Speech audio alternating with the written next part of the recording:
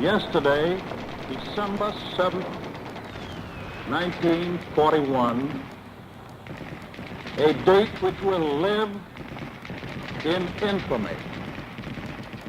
The United States of America was suddenly and deliberately attacked by naval and air forces of the Empire of Japan.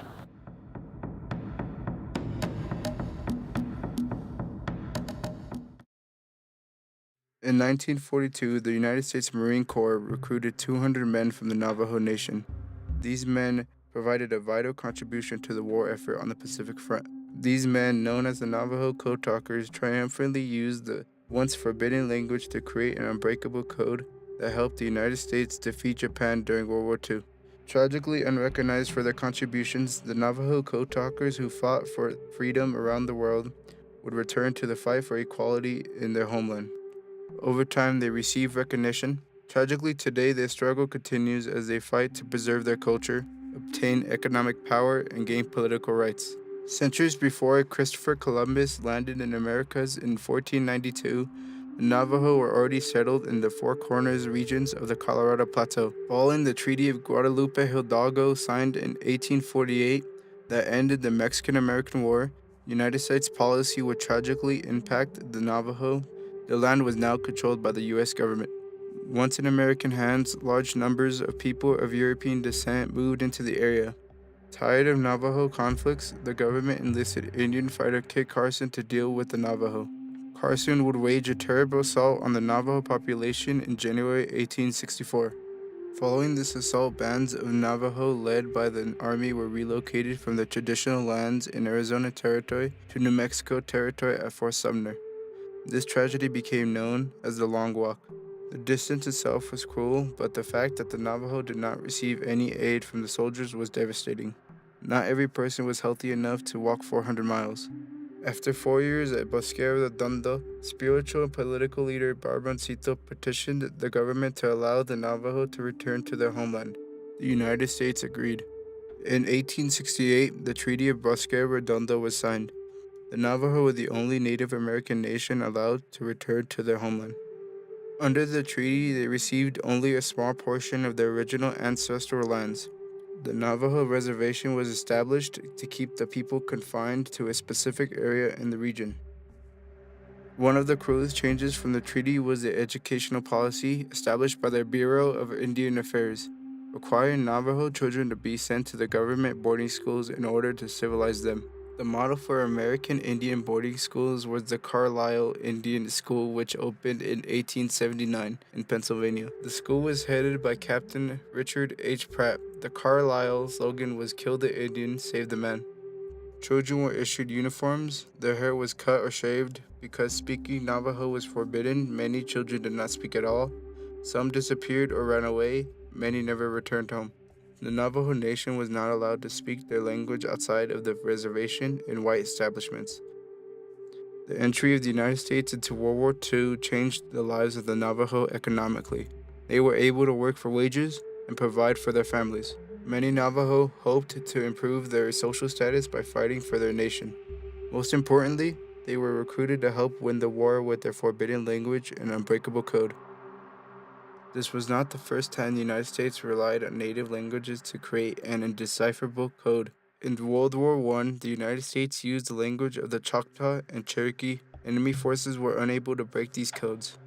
At the start of World War II, the Germans and Japanese learned the languages of these tribes in order to break American codes, so the Cherokee and Choctaw could not be used again. The United States needed something different. Sergeant Philip Johnson, the child of missionaries, grew up on the Navajo reservation. He was familiar with the Navajo language. Acting on the recommendation of Sergeant Johnson and with success of utilizing Native American languages during World War I, the United States decided to use the forbidden words of the Navajo. Most code talkers spent their pre-war years in government or mission schools, which had prohibited Navajo students from speaking their language. Punishments for its use were often severe.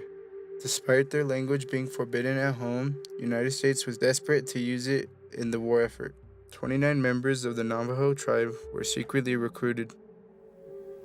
Right after December 7, 1941. Here I was in high school at Fort Wingate, New Mexico. President Roosevelt declared war on Japan. The draft board called me and says, "I want you." Uncle Sam wanted me. So I went. Once they arrived to base camp, they immediately started developing the code. The Navajo recruits began developing the code by taking words from their language and applying them to implements of war. For example, the names of different birds were used to stand in for different kinds of planes. Once the code was developed, the Navajo were trained and successfully delivered the code in under 30 seconds. The code was put into action in August 1943 during the Battle of Guadalcanal. Because the code was a success, more Navajo were recruited to become code talkers. During the Battle of Iwo Jima in February 1943, 6 Navajo code talkers were operating radios continuously. They sent more than 800 messages. All of the messages were transmitted without a single error. Because they were so valuable, the Marines had to protect them. They knew if they were captured, the Japanese would use all kinds of torture methods to get the code. Our code was never broken by anyone, even by Navajo. I had some friends that were captured. They used to have him stand out in the football field, naked. And his feet will froze to the ground and then falls, and then his skin will be still there, and they drag him and they keep him alive. He said he tried to break the code. The code developed by the Navajo code talkers helped the U.S. win the major battles in the South Pacific. These victories turned the tide of the war that eventually led to the United States' triumph in World War II. The code talkers returned to their reservations. Due to the extreme secrecy of their mission, the code talkers could not speak of their contributions to the war effort. They received no recognition for their achievements. We saw all these young kids. The band was marching. They were all sergeant majors. The young kids band. They specialize in music, I guess, and you look at them and God, here we have one stripe, you know. We didn't get no promotion of anything, no silver star, no bronze star, no nothing. It was just one of those things, I guess. After helping to secure freedom around the world, the code talkers returned to the segregated society of Plessy versus Ferguson. Even though they were granted citizenship by the Snyder Act in 1924, they were still second-class citizens. Like other veterans of color, they struggled to gain political power due to voter suppression. In 1969, the triumphs of the Navajo code talkers were finally declassified. As a result, 1 year later, the code talkers formed the Navajo Code Talkers Association. The association made it possible for the code talkers to finally get the recognition for their achievements. In 2001, President George W. Bush awarded the code talkers the Congressional Gold Medal for their military service. Despite this recognition, tragically today, the descendants of the Navajo code talkers continue to fight battles on many fronts. Political battles continue as they fight for land and water rights on the reservation. The Navajo economy is often compared to a third world country, but progress is being made as income from mining, gaming, land leases, tourism, and other sources are boosting their economy. But their greatest triumph is their refusal to let their once forbidden language die. Students at Indian Wells Elementary School in Arizona are learning Navajo to ensure the language will be spoken for generations to come. The Navajo language is a cornerstone of Navajo culture. Known to its speakers as Dene, Navajo is the most spoken Native American language in the United States.